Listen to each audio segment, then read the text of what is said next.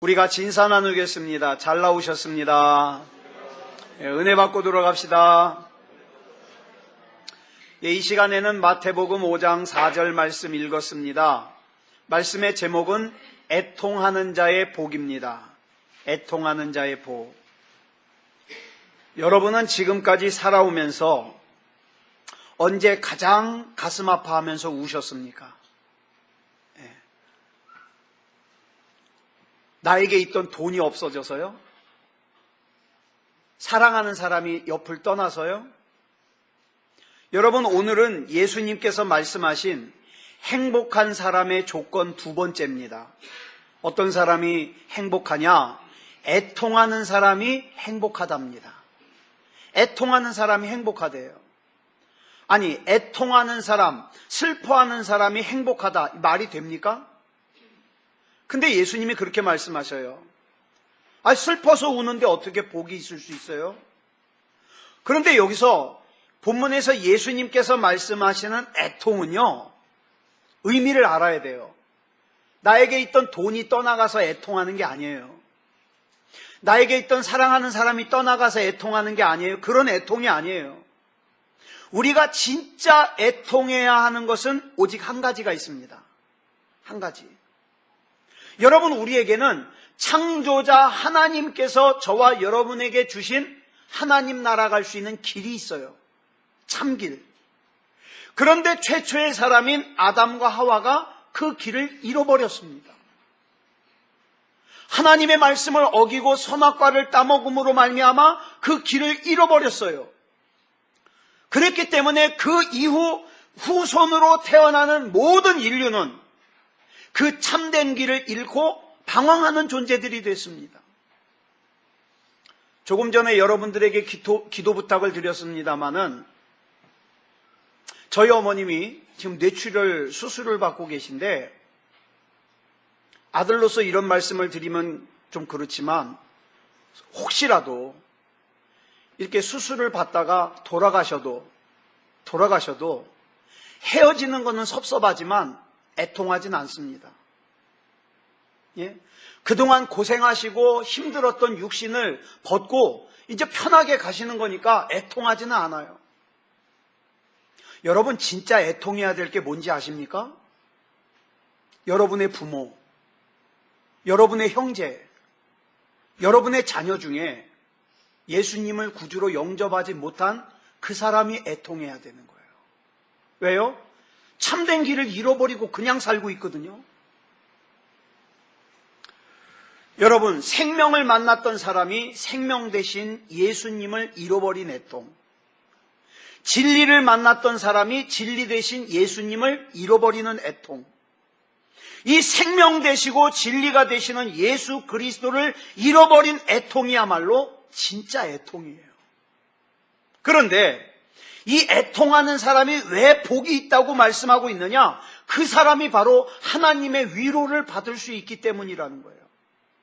여기서 말하는 하나님의 참된 위로는요, 잃어버린 참 길을, 잃어버린 구원의 길을 회복해야만 가능한 겁니다.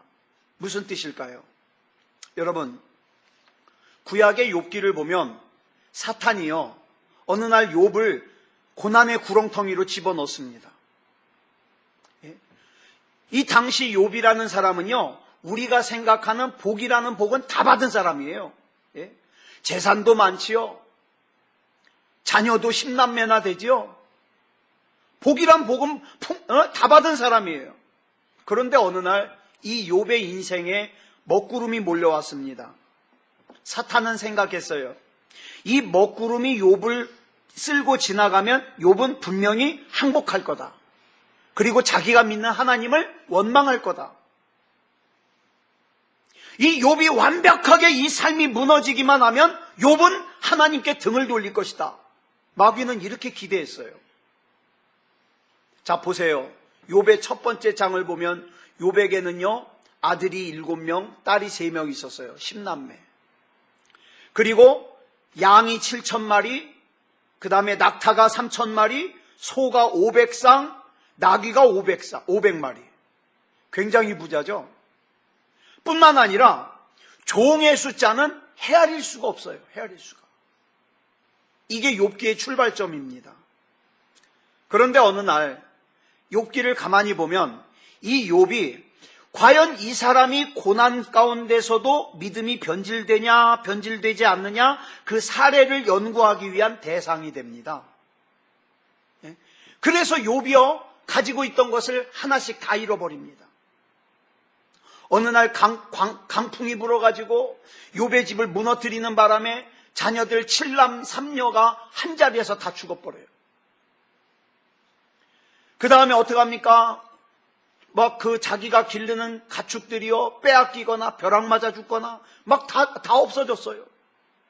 몸은 온통 종기가 악성 종인기가 나가지고요 막 재 가운데 앉아서 막 벽돌로 기와장으로 긁어야만 좀 시원한 그런 몸이 됐습니다.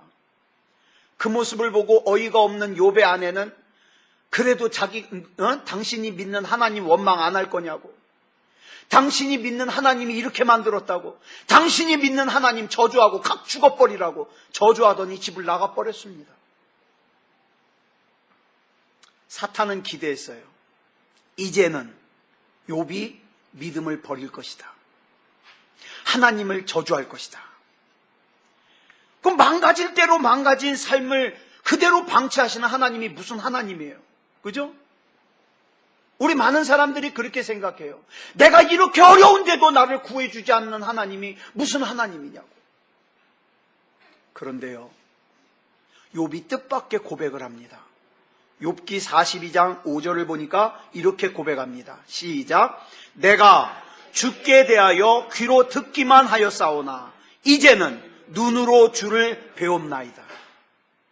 내가 예전에 아무 고생을 안 할 때에는, 내가 복이란 복을 다 누릴 때에는 하나님은 이런 분일 거야 듣기만 했어요. 하나님은 사랑이 많으신 분일 거야, 하나님은 인자하신 분일 거야, 하나님은 나와 함께 하시는 분일 거야 듣기만 했어요. 그런데 내가 온갖 고난을 다 겪고 나니까 그 과정 가운데서 이제는 뭐예요? 내가 예전에 듣기만 했던 하나님을 내가 지금 본다 이 말이에요. 여러분, 이런 고백 해보셨습니까?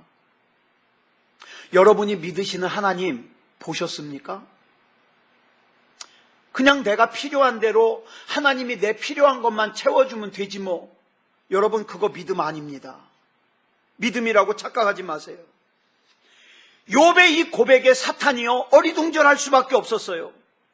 바로 이것이 우리가 고난 가운데서 발견할 수 있는 복입니다. 고난이 닥치면 우리 삶 가운데 공간이 하나 생깁니다. 근데 이 공간은요, 우리가 생각하기를 돈이 많으면 모든 걸 해결할 거야. 근데 돈으로 해결할 수 없는 공간이에요. 예? 명예로도 해결할 수 없는 공간이에요. 세상의 즐거움으로 채울 수 없는 공간이에요. 그래서 자기 힘으로 이 공간을 채울 수 없으니까 어떡합니까? 애통해야 합니다. 누가 나를 이 고난에서, 이 공간에서 나를 구해줄 수 있을까? 애통합니다.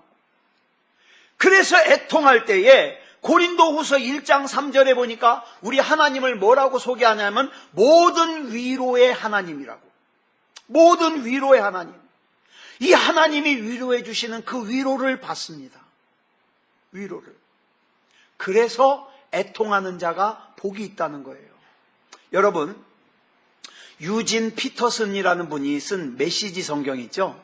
이 메시지 성경에서 오늘 본문 말씀 마태복음 5장 4절을 보니까 이렇게 번역을 하고 있어요. 시작. 가장 소중한 것을 잃었다고 느끼는 너희는 복이 있다.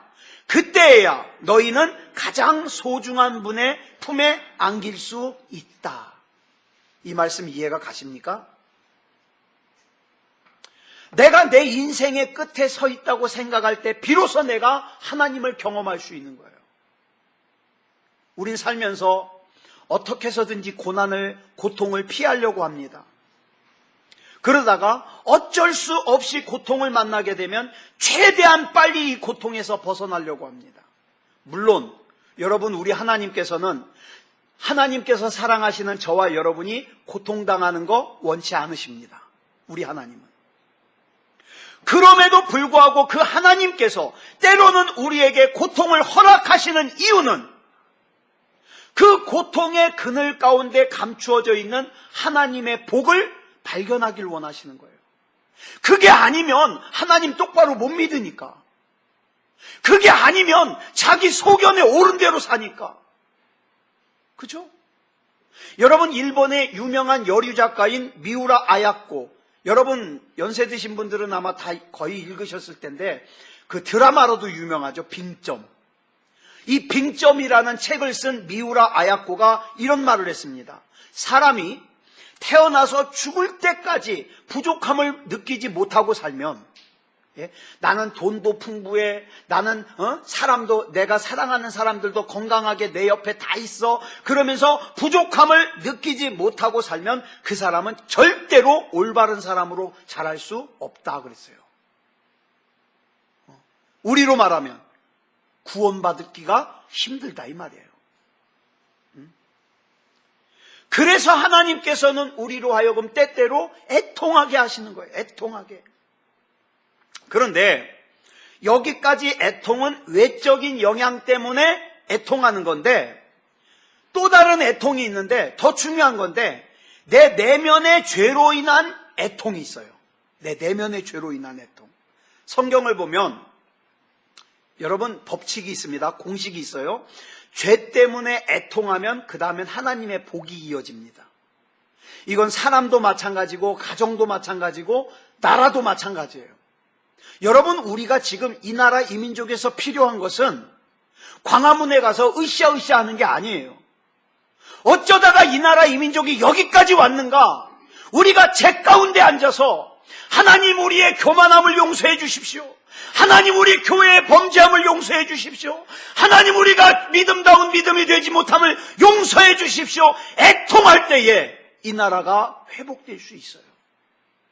여러분, 그 애통이 없으면요, 지금 정치하는 사람이 잘못했다고 쫓아내죠. 그 다음 정치를 맡은 사람들은 더 심할 수 있어요. 더 심할 수. 여러분, 기억하십시오. 성경을 보면 죄에 대한 애통은 하나님의 복으로 이어집니다. 알다시피 다윗은 자기 부하 장수인 우리아의 아내 밧세바를 범했습니다. 이 죄로 인해서 다윗이 극심하게 영적으로 짓눌렸어요. 마음으로도 짓눌렸어요. 그의 영적으로 깊은 곳에서 막 신음소리가 울려 나옵니다. 어찌할꼬? 내가 이 죄를 어찌할꼬? 그런데 겉으로 보이는 다윗은 행복해요. 왜? 왕이죠. 아쉬울 게 없잖아요. 겉으로 보이는 다윗은 행복해요. 그런데 그의 내적인 상황은 다릅니다. 시편 32편 1절로 2절을 우리 같이 보겠습니다. 시작. 허물의 사함을 받고 자신의 죄가 가려진 자는 복이 있도다. 마음에 간사함이 없고 여호와께 정죄를 당하지 아니하는 자는 복이 있도다. 아멘. 여기서 복이라는 단어가 2번 등장합니다. 죄라는 단어 역시 2번 등장합니다. 지금으로부터 1600년 전 어거스틴이라는 사람이 고백록이라는 책을 썼는데, 이 책을 보면 이런 내용이 나와요. 내 죄가 구제불능이었던 것은 뭐 때문이냐? 내가 나를 죄인으로 보지 않았기 때문이다. 여러분이 여러분 자신을 죄인으로 보지 않으면 거기서 구원받을 가능성이 없습니다. 없어요. 그래서 이것이 저 같은 설교자가 듣기에는 껄끄럽지만 자꾸 죄를 회개하라고 외치는 이유예요. 죄가 얼마나 심각한지 통감하지 않으면 하나님의 사랑이 우리 가운데, 하나님의 은혜가 얼마나 큰지 알 수가 없어요. 내가 누리는 것이 당연한 줄 알고 누려요. 당연한 줄 알고. 그렇기 때문에 고통스럽더라도 내 죄의 심각성을 알아야 됩니다. 알아야 돼요. 성경을 보면 흥미로운 것이 바울이 쓴 편지가 바울서신이잖아요. 근데 먼저 쓴 바울서신이 있고 중간쯤 쓴 바울서신이 있고 맨 마지막에 쓴 바울서신이 있어요. 그런데 보니까 이 편지에서 바울이 자기를 갖다가 표현하기를, 자, 고린도전서는 초창기에 쓴 편지예요. 고린도전서 15장 9절에 보니까 자기를 뭐라고 소개를 하냐면 이렇게 소개해요. 사도 중에 가장 작은 자. 그래도 자긴 사도는 사도예요. 근데 사도 중에 가장 작은 자. 겸손하죠? 그런데 사역을 하다가 중간쯤에 쓴 편지가 뭐냐면 에베소서예요. 에베소서 3장 8절에 보니까 뭐라고 소개해요? 시작. 모든 성도 중에 지극히 작은 자보다 더 작은 나. 여기서는 아예 사도가 빠졌어요. 가만히 생각해 보니까 사도 같지도 않은 거예요, 내가. 사도가 빠졌어요. 그냥 지극히 작은 자 중에 더 작은 나. 그러다가 디모데전서가 바울이 말년에 쓴 편지거든요. 이 말년에 쓴 편지인 디모데전서 1장 15절을 보니까 뭐라고 해요? 자기를 줄친 것만 시작. 죄인 중에 내가 괴순이라. 이제는 사도 중에 가장 작은 사도도 아니고 작은 자 중에 더 작은 나도 아니고 아예 뭐예요? 죄인 중에 대장. 자, 왜 갈수록 표현이 이렇게 될까요? 바울이 예수 믿고 예수님 만나고 더 악해져서 그래요? 아니에요. 우리가 하나님의 영광의 빛에 자꾸 가까이 가면요, 뭐가 보입니까? 내 죄가 보입니다. 여러분, 밝은 빛에 가면 뭐예요? 이런 어둠컴컴한 데서는 내 옷에 뭐가 묻은 게 잘 안 보여요. 근데 밝은 쪽으로 가면 갈수록 어떻게 해요? 내 몸에 묻은 얼룩도 보이고요. 그것 때문에 고민하게 되는 거예요. 아우, 이거 빨리 빨래해야 되는데. 그죠? 여러분, 콜로이드 현상이라는 거 아세요? 옛날에 학교 다닐 때 주로 봄날 같은 때 햇빛이 화창할 때 창가에 있으면 뭐가 보여요? 뭐가 보여요? 먼지가 뽀얗게 날아다니는 게 보여요. 그죠? 햇빛에. 이게 콜로이드 현상이에요. 그러면 먼지가 뽀얗게 날아다니면 여기서 조금 덜 똑똑한 애들은 어떻게 할까요? 어떻게 해요? 예? 안 보이는 쪽으로 가요. 먼지가 보이니까 껄쩍지근하니까 그늘로 가요. 그늘 가면 안 보이거든요. 근데 진짜 똑똑한 사람은 어떻게 해요? 마스크 써야죠. 먼지가 날아다니니까. 여러분, 여기 중요한 질문이 있어요. 자리를 옮기면 먼지가 없어질까요? 안 보일까요? 예? 없어져요? 안 보여요? 안 보여요. 먼지는 그대로 존재해요. 마찬가지로 평상시에 죄가 없는 게 아니라 안 보이는 거예요. 내가 이 정도 하면 괜찮지 뭐. 내가 이 정도 교회 다녀주면 뭐. 이 정도 욕은 해도 괜찮은 거야. 이 정도 삶은 살아도 괜찮은 거야. 죄가 없는 게 아니라 안 보이는 거야. 안 보이는 거야. 그러다가 강력한 하나님의 영광의 빛 앞에 서면요, 자기 죄가 너무 고통스러운 거예요. 그래서 애통하는 거예요. 애통하는 거예요. 여러분, 시편 32편 3절로 5절을 보니까 다윗이 계속해서 이렇게 고백합니다. 시작. 내가 입을 열지 아니할 때에 종일 신음함으로 내 뼈가 쇠하였도다. 주의 손이 주야로 나를 누르시오니 내 진액이 빠져서 여름 가뭄에 마름같이 되었나이다. 내가 이르기를 내 허물을 여호와께 자복하리라 하고 주께 내 죄를 아뢰고 내 죄악을 숨기지 아니하였더니 곧 주께서 내 죄악을 사하셨나이다. 당장에는 내 죄를 숨기고 감추고 안 보이게 하는 게 상책인 것 같아요. 왜? 내 자존심도 안 상하고 괜찮잖아요. 당장엔 그게 편해요. 그렇지만 여러분 기억하십시오. 내 죄를 감추고 싸매고 숨기는 것은 그 길의 종착역은 어디입니까? 사망입니다. 반대로 내가 내 죄를 직면하는 것이 불편하고 고통스럽지만 그 길의 종착역은 어디예요? 생명이요 구원입니다. 여러분, 요즘 세상은 너무 죄를 가볍게 여깁니다. 저는 그래요. 이 동성애라는 건 싸움거리가 아니에요. 그죠? 하나님의 말씀이 죄라 그랬으면 죄인 거예요. 근데 여러분, 요즘에 교회에서도 이거 가지고 논쟁합니다. 예? 교회에서도. 너무 죄를 가볍게 여겨요. 그러나 시편 32편 9절을 보니까 다윗이 이렇게 고백합니다. 시작. 너희는 무지한 말이나 노새같이 되지 말지어다. 그것들은 재갈과 굴레로 단속하지 아니하면 너희에게 가까이 가지 아니하리로다. 무슨 뜻입니까? 미련한 사람은, 무지한 말이나 노새 같은 사람은 어려운 일 겪지 않으면, 고난과 환난을 겪지 않으면 하나님 앞에 회개도 안 해요. 하나님 앞에 돌아서지도 않아요. 그러면서 11절에서 이렇게 고백합니다. 시작. 너희 의인들아 여호와를 기뻐하며 즐거워할지어다. 마음이 정직한 너희들아 다 즐거이 외칠지어다. 아멘. 그렇기 때문에 여러분 기억하십시오. 애통은 해도 되고 안 해도 되는 게 아니에요. 애통은요 꼭 해야만 됩니다. 구원받지 못한 내 가족 때문에 애통해야 돼요. 믿음다운 믿음이지 못한 그 부분을 보면서 애통해야 돼요. 애통해야 돼요.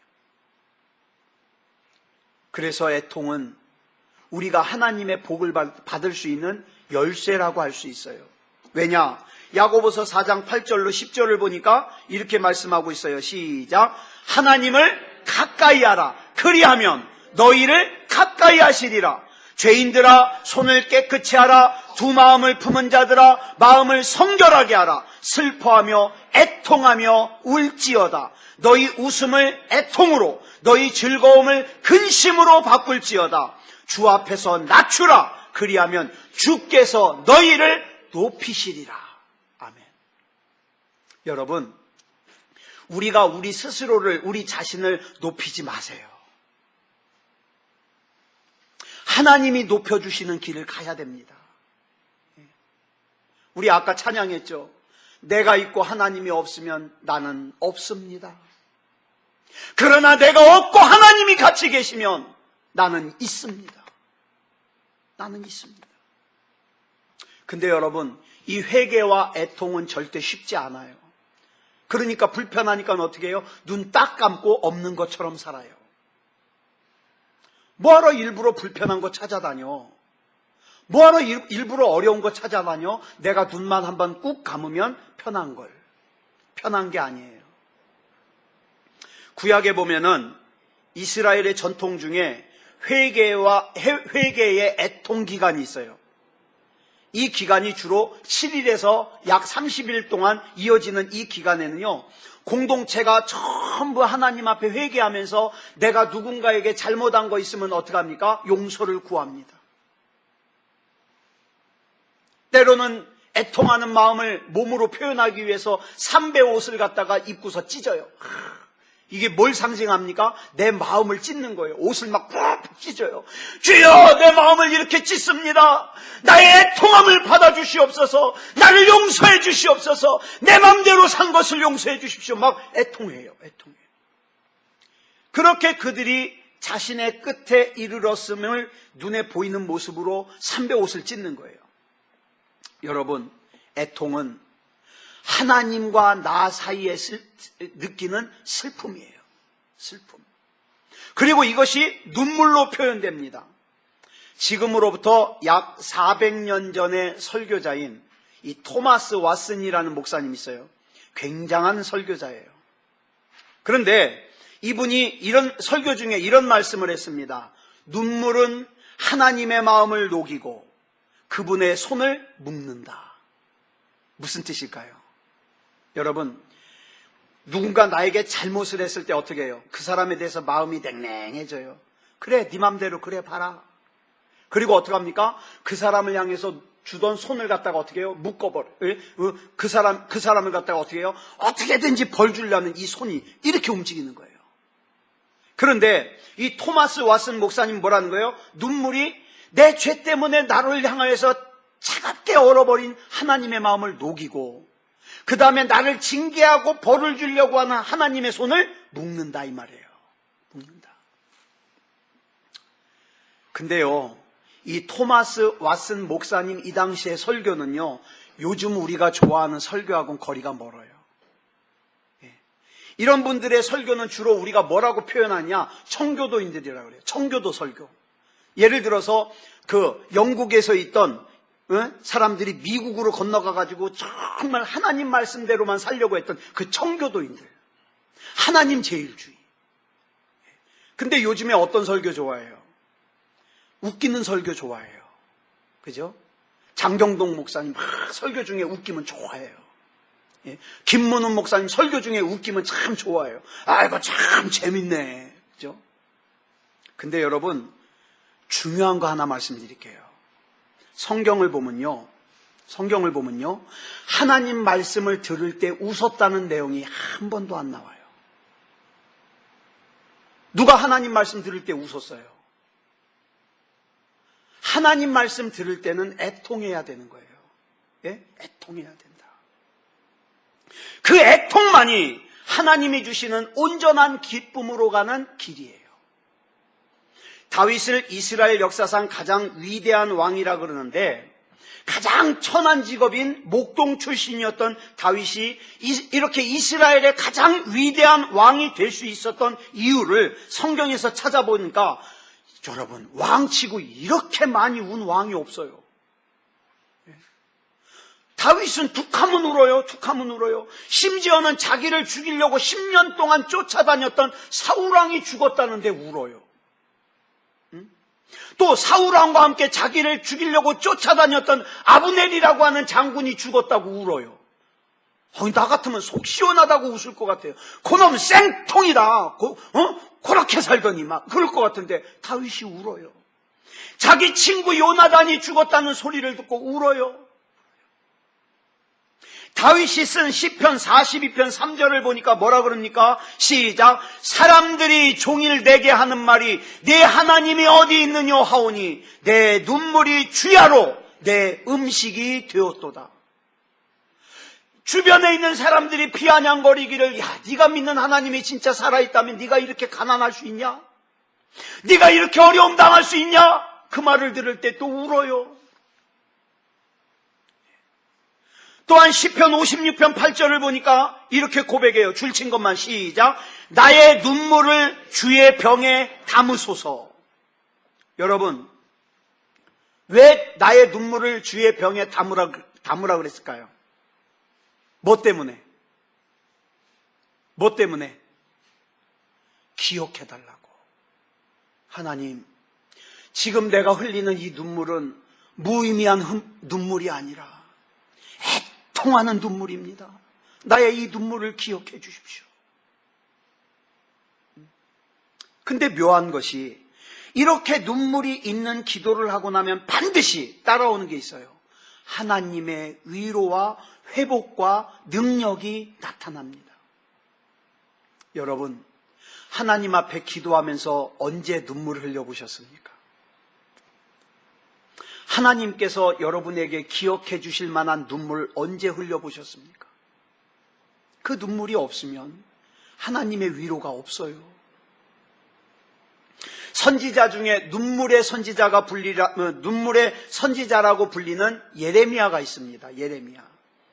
이 예레미야가 많이 울고 나니까 어떻게 됩니까? 그 눈물이 뿌리가 되어가지고 이스라엘이 회복되어집니다. 그런 의미에서 하나님께서는 영혼들을 살리시기 전에, 저와 여러분의 상황을 바꿔주시기 전에 먼저 주시는 것이 뭐냐? 애통하는 마음이에요. 내가 이렇게 잘못했습니다. 내가 이렇게 하나님의 마음을 몰랐습니다. 애통하는 마음. 이 애통하는 마음이 임했다고 하는 것은 무슨 뜻일까요, 그럼? 이미 하나님이 역사하기 시작했다는 거예요. 응답이 시작됐다는 거예요. 근데 여러분, 실컷 하나님 앞에 여러분 기도해놓고 애통하는 마음이 없으면 그건 하나님과 상관이 없는 것일 가능성이 커요. 그냥 내가 필요해서 말씀드리는 거지 하나님과는 상관이 없는 거.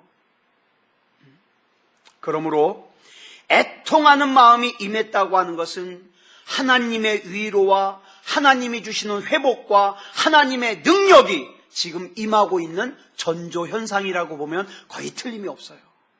그래서 여러분, 눈물의 기도가 힘이 있는 겁니다. 불타는 떨기나무 가운데 모세와 만나신 하나님께서 출애굽기 3장 7절에서 모세에게 이렇게 말씀하십니다. 시작. 여호와께서 이르시되 내가 애굽에 있는 내 백성의 고통을 분명히 보고 그들이 그들의 감독자로 말미암아 부르짖음을 듣고 그 근심을 알고.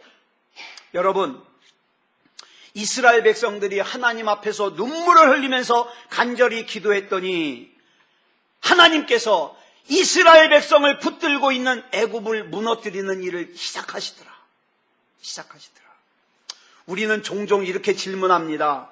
하나님, 나는 하나님과 좀, 여러분도 이런 질문 하실지 모르겠어요. 저는 좀 더 착해서 이런 질문 하나. 하나님, 저는 하나님과 좀 더 가까이 지내고 싶은데 제가 뭘 하면 될까요? 이런 질문을 제가 종종 해요. 전 정말 하나님과 친하고 싶어요. 좀 더 하나님과 가까이 있고 싶어요. 뭘 하면 될까요? 자꾸 이 질문을 하다 보면 지난번에 말씀드린 것처럼 가난한 심령이 돼요. 가난한 심령이. 이 가난한 심령은 모세처럼 이런 기도를 하게 됩니다. 하나님 아버지, 나는 하나님 아버지의 일하시는 손만 보고 만족할 수 없습니다. 하나님의 얼굴을 보여주십시오. 하나님의 영광을 보여주십시오. 나 하나님 직접 보고 싶습니다. 이런 기도를 하게 돼요.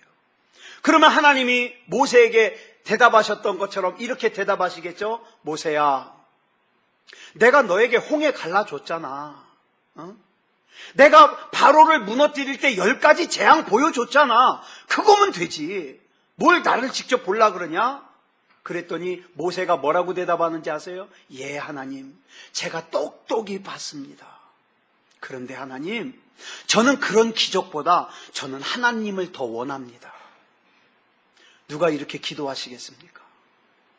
하나님, 내가 부자가 되기 위해서 하나님이 필요한 게 아니라 난 그냥 하나님을 원합니다. 마치 이런 거예요. 연애할 때 남자한테 여자가 물어봐요. 자기, 나 사랑해? 그랬더니 남자가 대답해요. 아이, 내가 그래서 다이아 반지 사줬잖아. 내가 명품백 사줬잖아. 자동차 사줬잖아. 그래도 모르겠어? 그러면 진짜 사랑하는 여자는 뭐라 그래요? 아니야, 자기. 나 다이아 반지 필요 없어. 나 명품백 필요 없어. 나 자동차 필요 없어. 난 자기가 날 사랑하는 마음이 필요해. 그러면 뭐도 와요? 그 모든 것과 더불어 집도 와요. 그죠?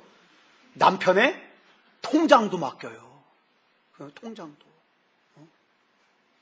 여러분, 저희 집사람하고 저하고 꽤 오래 같이 살았잖아요. 저 사람이 딴 건 다 믿어요. 한 가지를 못 믿어요. 제 운전을 못 믿어요. 저랑 같이 차 타잖아요. 제가 운전하잖아요. 90km가 넘으면 여보 천천히 가. 자기는 120 밟으면서. 자기는 120, 130 밟아도 난 뒤에서 자거든요. 믿으니까. 뭐 사고 나면 나만 가나? 자기도 가지. 그죠? 믿으니까 나는 자는데 90 이상 밟으면 천천히 좀 가라고. 딸내미도 똑같아요. 아버지를 못 믿어요. 조금 길이 뚫려가지고 막 밟으면요. 아빠 천천히 가. 나중에 지 운전할 때 한번 볼 거예요. 얼마나 천천히 가나. 못 믿어요. 못 믿어. 여러분, 그런데요. 여러분, 우리가 하나님 앞에 요구하는 게 뭐냐고요. 정말 하나님이 여러분에게 돈 많이 주면 그걸로 충분해요? 예? 지금 하나님 앞에 여러분이 구하는 거 그거 주면은 여러분 충분해요? 아니요. 나는 하나님이 필요합니다. 하나님, 내가 이 세상 떠나 하나님 나라 갈 때까지 하나님은 반드시 나와 함께 계셔 주셔야 됩니다. 이 고백이 있어야 됩니다. 여러분, 눈물이라는 게 뭘까요? 애통이라는 게 뭘까요? 하나님 앞에 집중하지 못하는 사람은 눈물 못 흘려요. 애통 못 해요. 그냥 자기 필요한 것만 주죠. 기도하라 그러면 하나님 지난달보다 돈 좀 더 주세요. 끝. 하나님 작년보다 더 잘 살게 해주세요. 끝. 자기 할 말만 하고 끝나버려요. 집중을 못 해요. 하나님 앞에.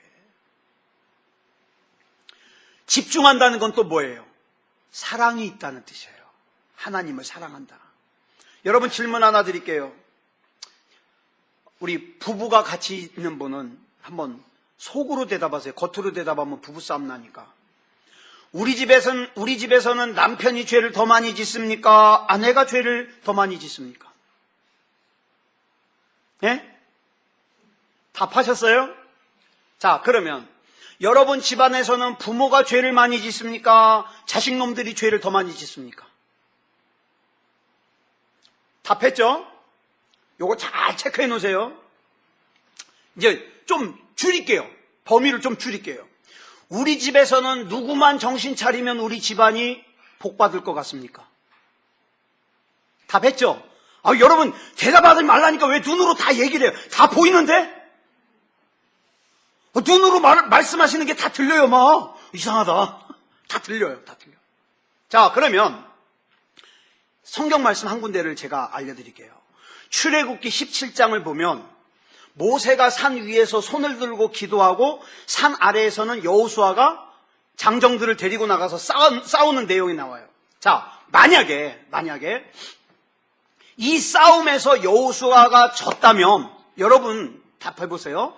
여호수아가 이 싸움에서 졌다면 여호수아가 싸움을 못해서 진 거예요?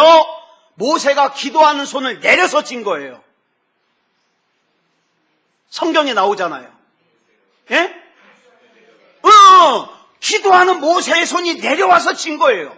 자, 그러면 우리 집에서 정신 차려야 될 사람은 나보다 조금 더 죄를 지은 그 인간이에요? 아니면 그 인간을 위해서 기도하는 손을 내린 나예요? 요 답을 아시는 분은 다음 주까지 반성문 써오시면 되겠습니다. 네. 여러분 기억하세요. 우리 집의 승리가 내 기도하는 손에서 나온다는 걸 뻔히 알고도 기도하지 않으면 안 되잖아요. 여러분, 내가 지금 하나님 앞에서 영적으로 어떤 상태인가 울어본 사람, 아파본 사람은 이때부터 본격적인 신앙생활, 진짜 신앙생활이 시작이 되는 거예요. 그 전까지는 뭘까요? 교회 다니는 사람. 교회 다니는 사람. 나의 죄 때문에 울어봤습니까? 네. 나의 죄 때문에 울어본 애통이 복 있는 애통이라 이 말이에요. 자, 이제 왜 애통하는 사람이 복이 있다 그런지 아시겠죠? 예? 하나님의 위로, 하나님의 구원, 하나님의 능력이 따라오기 때문에 그런 거예요. 근데 안타까운 것은 지금 자기 힘으로 충분히 살 수 있다고 착각하는 사람들은 뭡니까? 그것 때문에 울 수가 없어요. 울 능력도 없어요. 울 능력도. 이제는 성령께서 임하셔야, 하나님의 은혜가 임하야 그때야 진짜로 울 수 있습니다. 하나님, 내가 구원받은 은혜가 이렇게 엄청나게 큰 거였군요. 나를 그동안 참아주시고 기다려주시고 이제까지 인도하신 하나님의 은혜가 이렇게 컸군요. 그때 울 수 있는 거예요.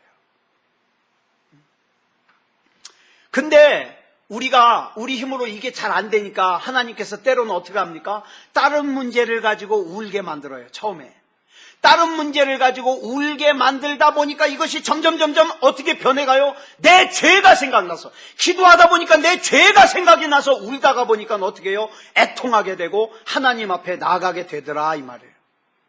사랑하는 여러분, 우리 반드시 천국에서 만납시다. 예. 오늘 우리가 드리는 이 예배에 얼마나 많이 왔냐 적게 왔냐 이게 중요한 게 아니에요. 중요한 건 뭡니까? 우리 전부 하나님 나라에서 만나야 됩니다. 내 남편도 하나님 나라 가서 다시 만나야 되고, 내 아내도 하나님 나라 가서 다시 만나야 되고, 내 자식놈들도 가서 만나야 되고, 내 부모님들도 만나야 되고, 만나야 돼요. 그러니까 어떻게 합니까? 아직도 믿음다운 믿음을 가지지 못하니까 하나님 내 힘으로는 안 되네요. 나는 설득할 수가 없네요. 하나님이 불쌍히 여겨주십시오. 애통하게 되는 거예요. 애통하게.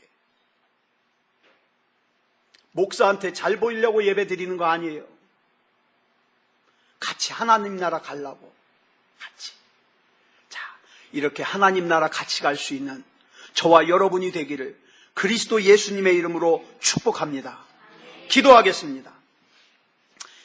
사랑의 아버지 하나님, 은혜를 감사합니다.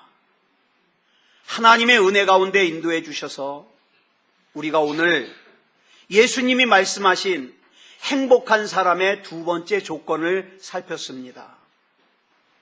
애통하는 사람이 되게 해 주십시오. 진짜로 애통하는 사람이 되게 해 주십시오. 그래서 우리 믿음이 진짜 믿음다운 믿음이 되게 해 주십시오. 사람들에게 보여지는 것이 믿음이라 그래서 그걸로 끝나지 말게 하시고 하나님이 인정하시는 믿음이기 원합니다. 하나님의 마음을 알고 하나님의 뜻대로 살길 원합니다.